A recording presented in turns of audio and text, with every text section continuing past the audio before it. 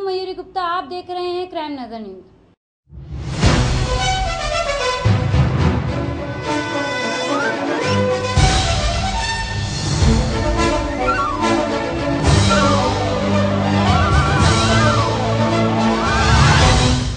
आज के मुख्य समाचार इस प्रकार हैं।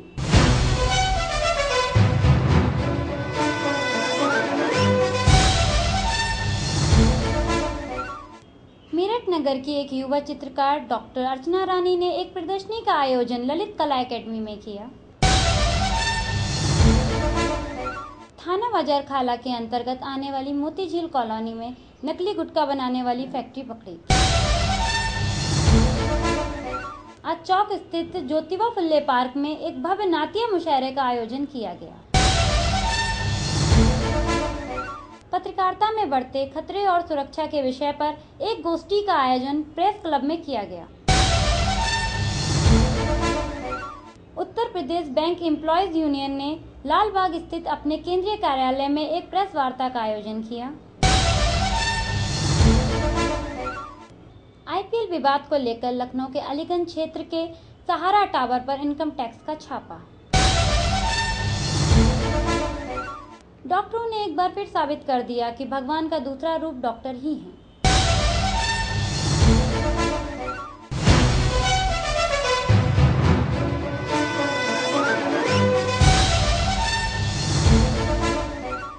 अब खबरें विस्तार से।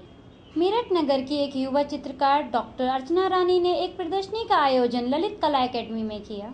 राज्य ललित कला एकेडमी में मेरठ की युवा चित्रकार डॉक्टर अर्चना रानी की एकल चित्र प्रदर्शनी का उद्घाटन माननीय श्री आर.सी. त्रिपाठी के कर कमलों द्वारा फीता काटकर तथा दीप प्रज्वलन के साथ हुआ। मिश्रित माध्यम में विभिन्न धरातलों पर बनी डॉक्टर अर्चना की कृतियों में टेक्सचर का सुंदर प्रयोग हुआ है तथा प्रखर उजले प्रकाशमान रंगों का संयोजन चित्र के प्राण है। अपनी रंगों की योजना के विषय में चित्रकार का कहना है कि आजकल व्यस्त दिनचर्या में थकान कम करने के लिए एक अनुकूल वातावरण की आवश्यकता होती है। इस अवसर पर आए मुख्य अतिथि तथा विशिष्ट अतिथि ने डॉक्टर अर्चना को बधाई दी तथा उनकी कृतियों की भूरी भूरी प्रशंसा की। इस अवसर पर ललित कला एकेडमी की सचिव श्रीमती वीना विद्यार्थी के साथ युवा एवं वरिष्ठ चित्रकार एवं गणमान्य लोग उपस्थित थे। करना मेरा बहुत शौक रहा है, तो लगा अब की बार क्यों ना लखनऊ ही आगे थोड़ा सा करा जाए, तो इसलिए मैं अपना लखनऊ आई हूँ। यहाँ के लोगों को पता चलेगा मेरा काम कैसा लगता है, क्या है, ये तो यहाँ के दर्शक ही उसको एनालाइज करेंगे। तो मेरे काम में मैंने स्पेशली नायिका को लेकर काम किया है, जिसमें मैंने नायिका के सारे पोस्टर बनाने की कोशिश की है कि वो जब अकेली है, प्रिय के साथ है। और मेन चीज़ मेरी पेंटिंग्स में टेक्सचर्स होता है, पोत गुण बहुत महत्वपूर्ण हैं। और इसके अलावा मैं पेंटिंग्स में ब्राइट कलर्स यूज़ करती हूँ। मेरा मानना है कि आज की दिनचर्या बहुत व्यस्त है, ऐसी व्यस्त दिनचर्या में हम कुछ डल देखें तो क्या सुकून मिलेगा। पेंटिंग तो एक खुशी देने वाली चीज़ है, तो जब हम जिस चीज़ से किसी को खुशी देना चाहते हैं वो क्यों ना खिलते उजले रूप में हो, तो वो मैंने देने का प्रयास है अपनी चित्रों के माध्यम से, अपनी कल्पना के माध्यम। थाना बाजार खाला के अंतर्गत आने वाली मोती झील कॉलोनी में नकली गुटखा बनाने वाली फैक्ट्री पकड़ी। मोती झील कॉलोनी के अनुपम नगर में 7 महीने से चल रही नकली गुटखा फैक्ट्री का भांडाफोड़ एंटी एक्सटॉर्जन सेल तथा बाजार खाला पुलिस ने किया। एंटी एक्सटॉर्जन सेल के प्रभारी संजय राय व जितेंद्र सिंह को भनक मिली थी कि अनुपम नगर में नकली गुटखा बनाया जा रहा है। इसी के साथ बाजार खाला पुलिस के साथ छापा मारा गया था। पता चला कि कासिम ने 7 महीने पहले A5 में मोहम्मद सिराज के घर पर किराए पर एक कमरा लिया था। कासिम मूल रूप से लखनऊ के मंसूर नगर का रहने वाला है। उसके साथ पैकिंग कर रहे फतेहपुर के आजम व कन्हैया पकड़ लिए गए हैं। धंधे में शामिल अन्य लोगों के साथ तलाश की जा रही है। आज चौक स्थित ज्योतिबा फुल्ले पार्क में एक भव्य नाट्य मुशायरे का आयोजन किया गया। पैगम्बरे इस्लाम हजरत मोहम्मद साहब की याद में बुधवार को इतिहास फाउंडेशन ऑफ इंडिया की जानिब से ज्योतिबा फुल्ले स्टेडियम चौक में नातिया मुशायरा व जश्न रहमतुल अलमीन आयोजित किया गया। शायर मलिक जादा मंजूर अहमद की शहादत और नैयर जलालपुरी की नियामत से देर रात शुरू हुआ मुशायरा सुबह तक चला। मौलाना सलमान हुसैनी नदवी और मौलाना रईस अजवल ने पैगम्बरे इस्लाम की जीवन शैली पर रोशनी डाली। मुशायरे की शुरुआत रफत सैदा की नात से हुई। इस मौके पर मंजर भोपाली, अल्ताफ जिया, असफल मंगोरी आदि शायर मौजूद थे। पत्रकारिता में बढ़ते खतरे और सुरक्षा के विषय पर एक गोष्ठी का आयोजन प्रेस क्लब में किया गया। आज प्रेस क्लब में पत्रकारिता में बढ़ते खतरे और सुरक्षा को लेकर एक गोष्ठी का आयोजन किया गया। इस अवसर पर रामचंद्र शुक्ल, गोविंद पंत, राजू, मनोज तोमर आदि लोगों ने अपने विचार विमर्श किए। इनका कहना है कि सरकार पत्रकारों को सुरक्षा मुहैया कराए। अगर पत्रकारिता उद्योग बन गई है तो फिर व्यक्ति को नौकरी की गारंटी होनी चाहिए। पत्रकारिता खतरे में है और अगर पत्रकार खतरे से डरता है तो वो पत्रकार नहीं बन सकता। खतरे से लड़ने वाले ही पत्रकार होते हैं। Uttar Pradesh bank employees union ने लालबाग स्थित अपने केंद्रीय कार्यालय में एक प्रेस वार्ता का आयोजन किया।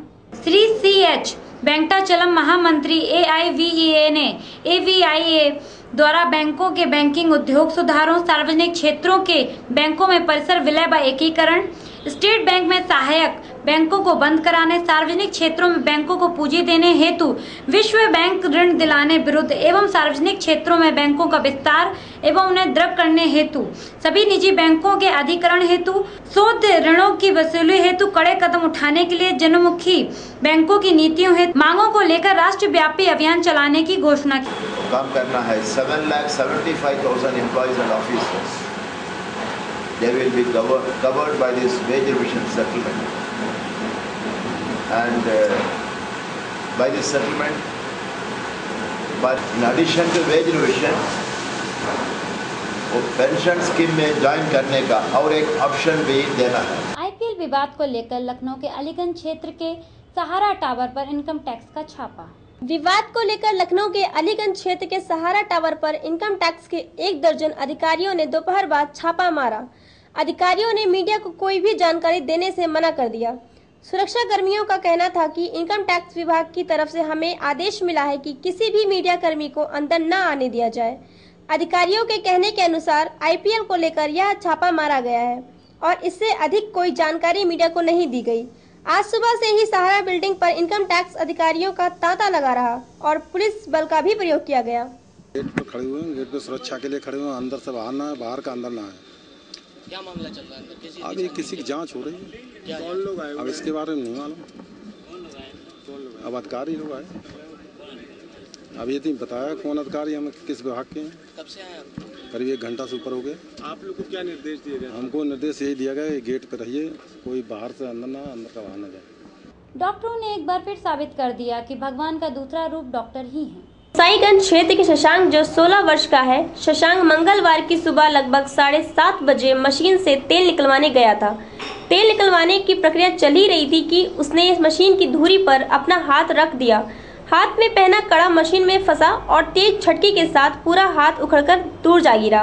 1 घंटे के भीतर सुबह करीब 8:30 बजे तक उसे ट्रामा सेंटर लाया गया। शशांक की गंभीर स्थिति देखते हुए प्लास्टिक सर्जरी विभाग तथा ऑर्थोपेडिक विभाग के चिकित्सकों को सूचित किया गया। शशांक जब अस्पताल पहुंचा तो उसका काफी खून बह चुका था। वह बेहोशी की हालत में था। सभी तैयारियां शुरू करने के बाद शशांक की सर्जरी शुरू की गई।